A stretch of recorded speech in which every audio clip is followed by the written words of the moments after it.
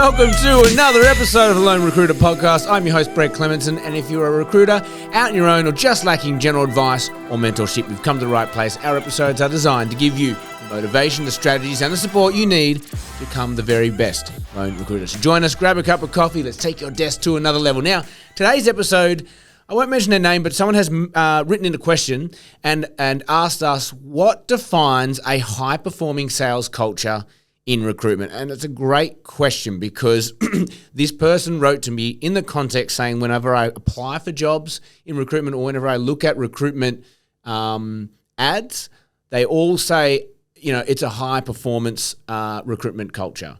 And they were asking me, what does that mean? What does that actually mean? I'd love to get you to break that down. So, you know, this might ring true for you or not. What I'm going to give you are, 5 or 6 things to look out for when you are looking at or assessing environments to work in, or you might be able to apply this to your own business or things you're trying to create, like how do I get the best out of my team? Got some pretty great stuff here. But what I want to start with is really defining what high performance means, because I think it's a very intangible phrase, right? The things that come to mind is obviously they make a lot of money, but then on the flip side, maybe that's a mask for we whip the crap out of our staff and we're high performance, so don't fuck around and waste our time.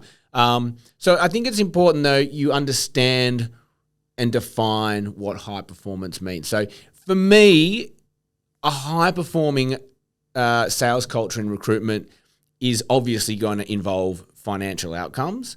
But for me, if you want to really have that holistic approach, it's going to be a happy office as well. Like people aren't burning out. They're not, bleary-eyed working till 10 p.m.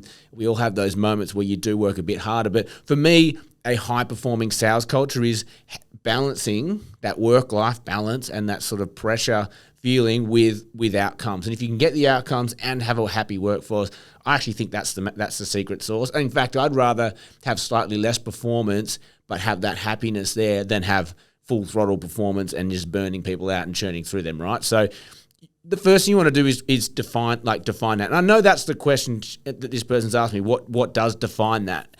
I don't think there's a straight answer, but what we can do is look at certain elements of a business or culture, and then and within that, I think you can determine what aligns with your values and your expectations for yourself. And I think that's the best lens to look at it through, right? Is like, how does this suit you? You know your numbers, you know where you're at, you know what your current situation is, you know what your abilities are.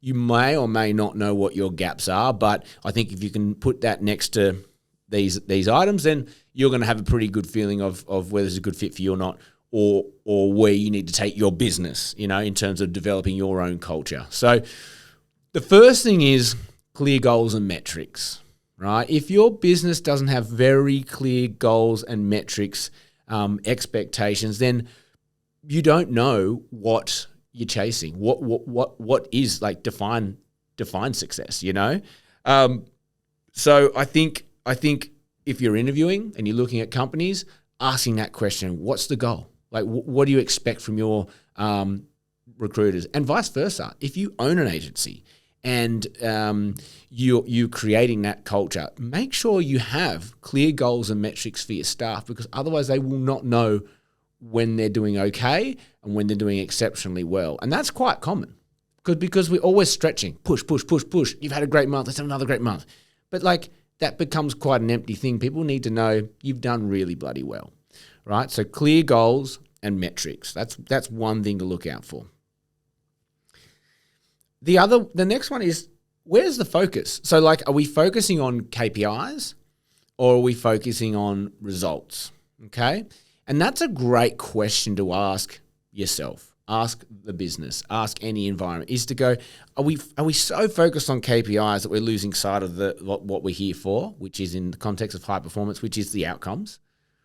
Or do those KPIs, are they giving the results? And if they're not, then maybe they've got the focus in the wrong place. Or are they completely focused on outcomes and not so much KPIs? Is there a balance? That's a great place to also probe. What's that balance between KPIs and outcomes? Let's look a little bit at that. I think there needs to be some sort of a balance. You can't go heavily one way and heavily the other, because if you just go on outcomes, yes, you might get them, but when it doesn't work, you've kind of got nothing to look back on and go, where did it go wrong? And if it's just KPIs, and we've seen those environments that you can be so constrained and so sort of like stuck on the KPIs that you need to meet that really, the outcomes get a little bit lost. So I think looking at that, what continuous improvement programs, learning and development programs do you have? Whether it's your business, again, whether you're looking at another agency, where do they sit in terms of like improving these people day in, day out? Whether you're a graduate or whether you're a senior principal, seasoned recruiter, what does that continual improvement program look like? Is it tailored? Is it one size fits all? How regular is it? These things will sort of give you a feeling for how successful this group's going to be and continue being. The next one's team collaboration, because recruitment is a solo game in a lot of ways, but the moment you can connect people and leverage people and create some synergies and crossovers and some cross referrals, that's the secret sauce. That's that next level, level up on placement. So, for example, if you are a lone recruiter and you don't have anyone to leverage out of, you are missing out on massive opportunities.